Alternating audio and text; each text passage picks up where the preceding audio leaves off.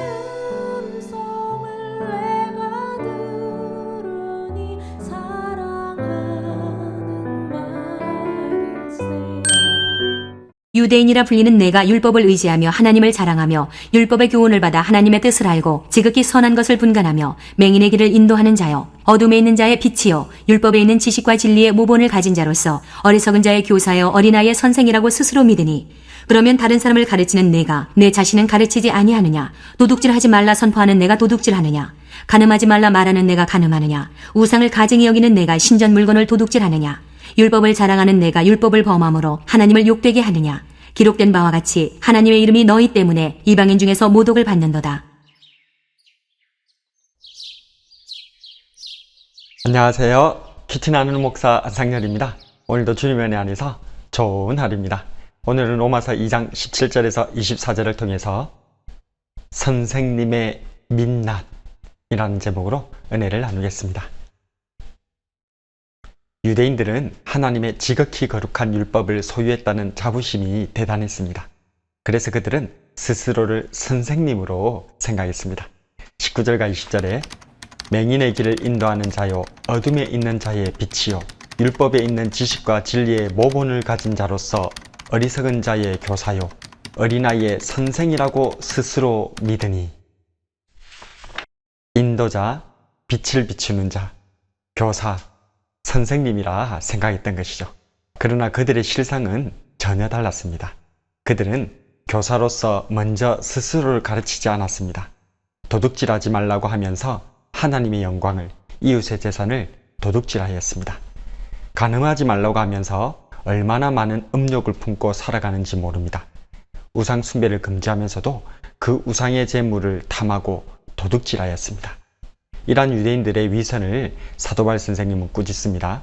23절과 24절에 율법을 자랑하는 네가 율법을 범함으로 하나님을 욕되게 하느냐? 기록된 바와 같이 하나님의 이름이 너희 때문에 이방인 중에서 모독을 받는도다. 제 아버지께서는 저희 전도로 몇 번 교회를 나오시기도 하시고 돌아가실 때에 제가 기도도 해드렸지만 평생에 예수님을 믿지 않으셨습니다.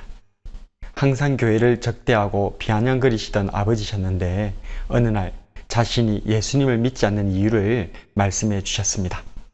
당신께서 어리셨을 때에 고향 동네에 마을 사람들이 자주 다니는 길이 있었답니다. 그날도 그 길을 지나가려 했는데 길이 막혀 있는 겁니다. 알고 보니 그 길의 주인인 마을 사람이 더 이상 다니지 못하게 한 것입니다. 마을 사람들이 모두 찾아가서 그 주인에게 부탁을 해보았으나 헛수고였습니다. 그 중에 누군가가 주인에게 이렇게 말했답니다. 당신은 그래도 교회 다니는 사람인데 이러면 되겠소? 그러자 그 주인이 나는 일주일간 죄를 지어도 일요일에 교회 가서 기도하면 다 용서받으니 괜찮아 라고 했답니다. 그 말에 모든 마을 사람들이 침을 뱉고 뒤돌아섰고 어린 아버지도 그때 이후로 절대 교회 가지 않겠다 다짐했다는 것입니다. 우리 아버지를 그 마을 사람들을 불신의 길로 돌아서게 한 그 주인이 미웠습니다. 지금 생각해보면 그 주인은 자신의 재산을 지키려 한 행동일 뿐입니다. 주인의 입장으로 보면 당연한 자신의 권리 행사였습니다. 그러나 무엇이 문제입니까? 그는 일반적인 세상 사람이 아니라 예수님을 믿는 그리스도인이었다는 것입니다. 우리 그리스도인들은 억울합니다. 똑같은 실수를 해도 더 책망을 듣고 똑같은 잘못에도 더 큰 비난을 듣기 일쑤입니다. 왜 그럴까요? 그것은 우리가 세상의 빛이기 때문입니다. 소금이기 때문입니다.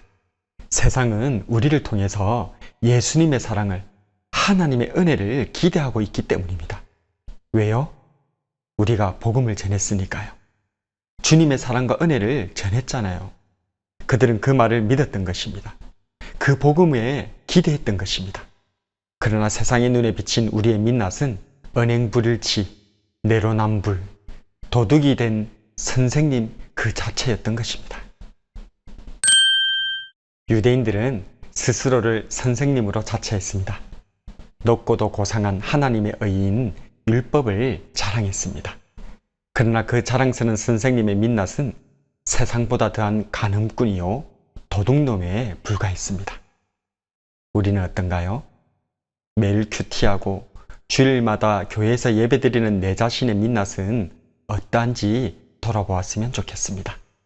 모쪼록 우리 교회가 겉과 속이 온통 교회이기를 바라듯이 우리 목사님이 뼛속까지 모두 목사님이길 바라는 것처럼 저와 여러분도 진짜 백이 그리스도인으로서 세상 속을 살아내게 되기를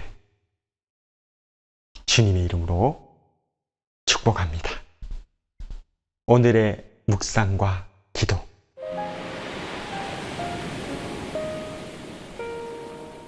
첫 번째로, 나는 그리스도인인가, 그리스도인의 가면을 쓰고 있는 것인가.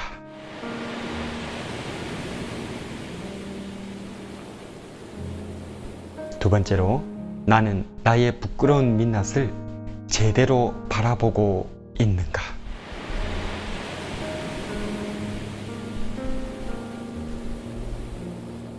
말씀을 놓고 기도하겠습니다.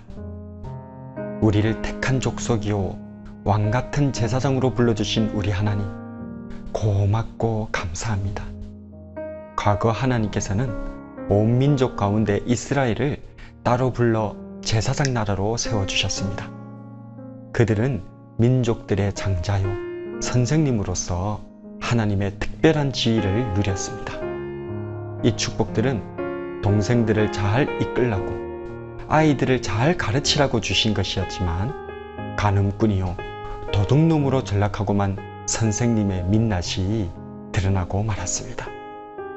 이것이 비단 이스라엘과 유대인의 이야기만이 아님을 알고 있습니다. 반복되는 역사처럼 다람쥐 쳇바퀴처럼 이 부끄러운 이야기는 오늘 저희 삶 속에서도 재현되고 있습니다. 주님, 용서하여 주시옵소서.